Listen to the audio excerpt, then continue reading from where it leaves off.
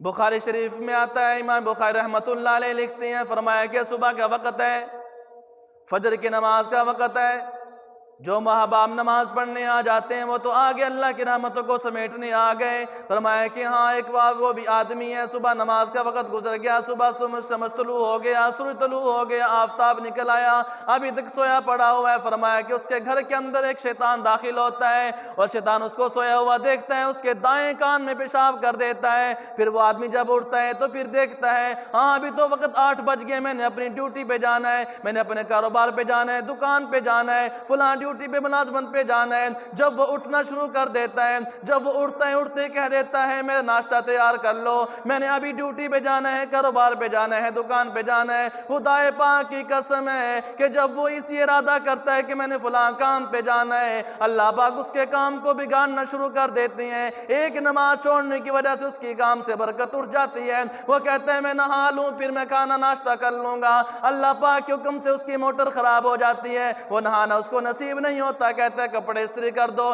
لیکن کپڑے استری بھی نہ ہوئے، لائٹ چلی جاتی ہے، پھر وہ کہتا ہے ناشتہ لے آؤ، ہاں گیس چلی جاتی ہے، پھر کہتا ہے چلو کوئی بات نہیں میں اپنی ڈیوٹی پہ جا کے ناشتہ کر لوں گا۔ ابھی تیزی کے ساتھ گھر سے نکلتا ہے، راستے میں پیٹرول ختم ہو جاتا ہے، راستے میں موٹر سائیکل خراب ہو جاتی ہے، کہتے ہیں آج کیا ہوا؟ ابھی دکان پہ چلا گیا، دکان پہ کروڑوں کا مال ڈال کے بیٹھا ہوا ہے، گاہک دن بھر کوئی نہیں آتا، منہ اٹھا کے بیٹھا ہوا ہے، گاہک کوئی نہیں آ رہا، مولوی صاحب کی تعویذ دے دو، کاروبار بند ہوتا چلا جا رہا ہے، تجھے کیا معلوم تو نے اللہ کے حکم کو توڑ دیا۔ صبح صبح اللہ کو ناراض کر کے کاروبار کیسے چلتا ہے؟ صبح صبح اللہ کو ناراض کر کے تم اپنے بزنس کو کیسے چمکاؤ گے؟ اپنی دکان کو کیسے چمکاؤ گے؟ خدا کی قسم ہے جب وہ آدمی دکان پہ جا کے بیٹھے گا، اس سے کوئی آدمی سودا لینے کے لیے نہ آوے گا، دن بھر ایسا گزر جاوے گا، پھر شام کو گھر آوے گا، بچے اسے ڈریں گے، بچے کمرے میں چھپ جاویں گے، ابا جی آگئے، ہمارے ابا آگئے، کوئی سلام لینے کے لیے آگے نہ بڑھے گا، ابا جی آگے کوئی بلا آ گئی، خدا کی قسم ایسے بچے چھپتے پھریں گے، کہیں گے ابا جی آگے، سلام کوئی نہ لے گا،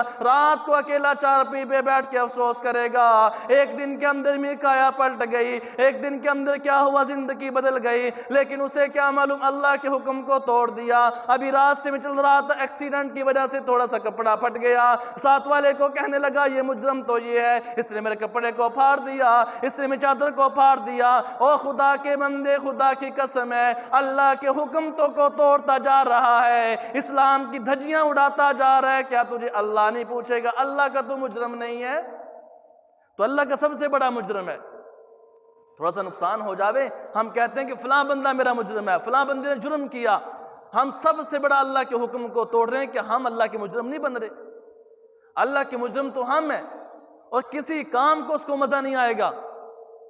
اگر یہی صبح کی نماز جماعت سے پڑھ کے چلا جاوے، ہر کام کے اندر اس کو مزہ آئے گا،